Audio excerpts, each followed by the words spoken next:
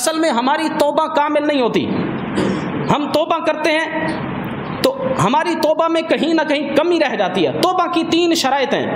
امام نووی رحمۃ اللہ تعالیٰ نے 3 شرطیں لکھی ہیں توبہ کی.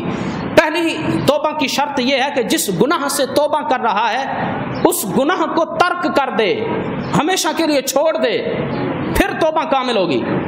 تو ہم جب توبہ کر رہے ہوتے ہیں ہمیں خود کو بھی پتہ ہوتا ہے کہ میں توبہ تو کر رہا ہوں، اگلے ہفتے یہ کام پھر بھی میں نے کرنا ہے، یہ 2 نمبری پھر بھی کرنی ہے. تو یہ توبہ نہیں ہے، یہ صرف زبانی باتیں ہیں، زبان کے الفاظ ہیں، توبہ نہیں ہے. توبہ کے لیے پہلی شرط یہ ہے کہ جس گناہ سے توبہ کر رہا ہے، معافی مانگ رہا ہے، اس کو ہمیشہ کے لیے چھوڑ دے.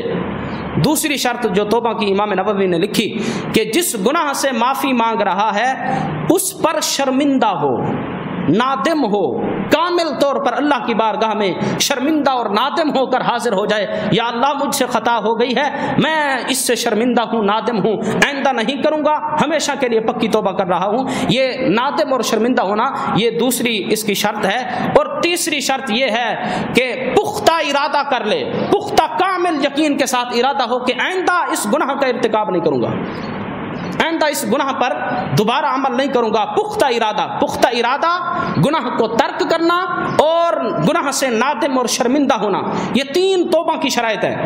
ان 3 شرائط کے ساتھ جب بندہ اللہ کی بارگاہ میں شرمندہ ہو کر حاضر ہو جاتا ہے تو بندے کی توبہ اللہ قبول فرما کر اس کے گناہوں کو معاف فرما دیتا ہے.